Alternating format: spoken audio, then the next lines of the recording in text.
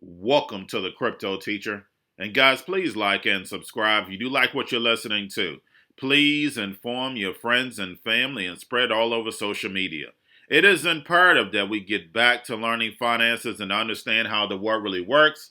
Because once we understand how the world really works, we understand everything is planned out.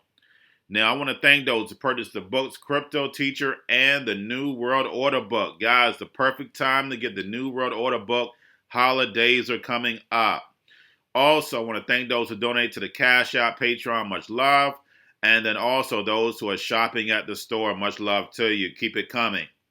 Now, of course, guys, we're going to get into Bitcoin and cryptos first. Now, guys, what do we normally see on Monday? Either Monday or Tuesday, we see the stock market is taking a hit. Remember, anytime we in that 28,000 range, we take a pullback.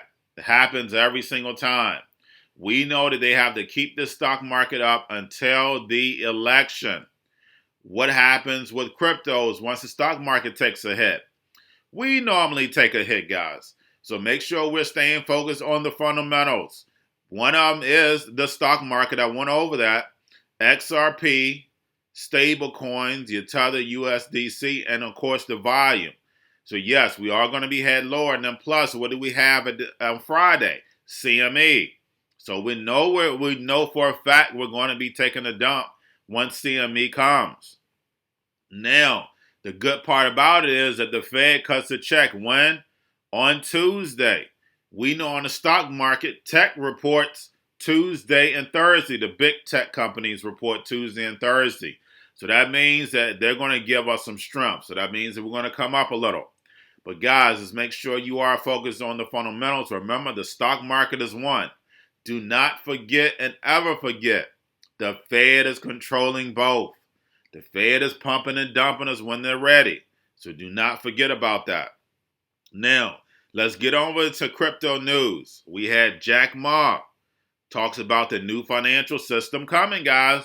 Digital currencies. We know it's coming.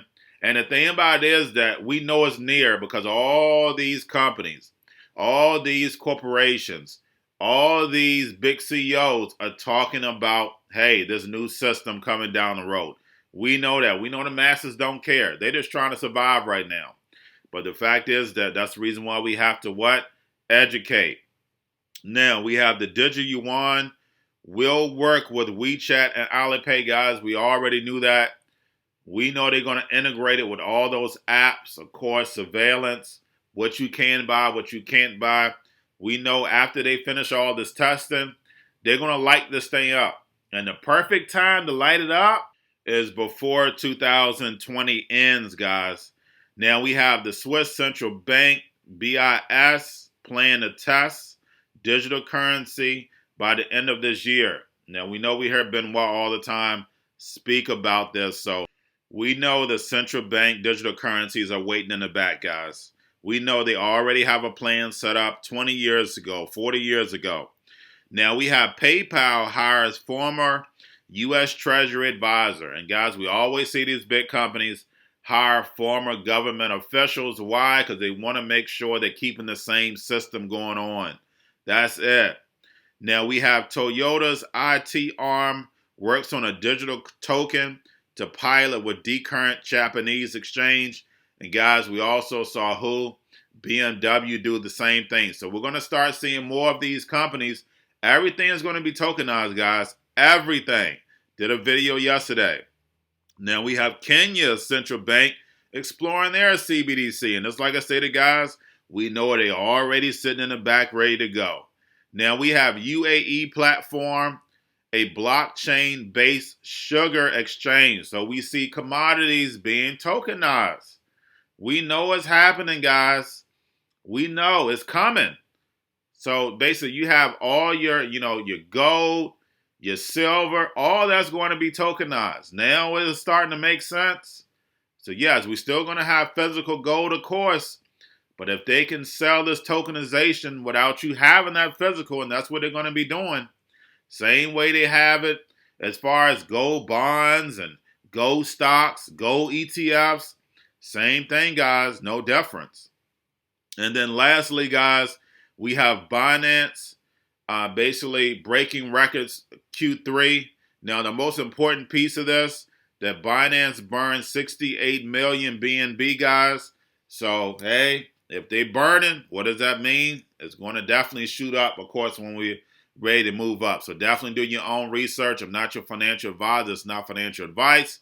But it definitely makes sense to invest because we know that nothing but what? A big bank. But guys, that's all I have for you. Don't forget about the books, Cryptoteacher NWO book. Also, if you're new to cryptos, Coinbase, Bitrue, Binance. The stocks, don't forget about the stock channel, guys. You have your Cobalt, your chip stocks, your gaming, your banking. Also, since everybody's sitting at home, don't forget about the at-home stocks, the C word, the biotech stocks, guys. Don't forget about those. And while everybody's sitting at home, getting free money or waiting on that free money, what are they doing? Drinking and smoking weed. Don't forget about those stocks, and y'all have a wonderful day.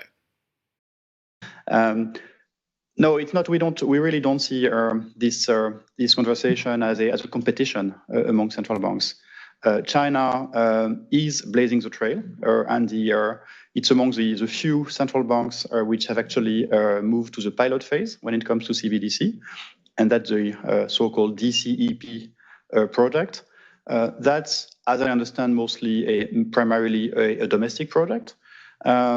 And other central banks also are entering in this pilot phase. And that initiative exactly makes the point that we need a cooperative approach to CBDC. And I can testify to the fact that China and PBOC in particular has been very active in international groups, at the BIS in particular, explaining what DCEP is about, engaging on the technological, on the policy dimensions of their project. And they are fully part of that global conversation. So we really want it to be a collective project. And as I said, at the end, each and every central bank will decide for themselves, because as John very aptly said, that's a sovereign decision to be taken.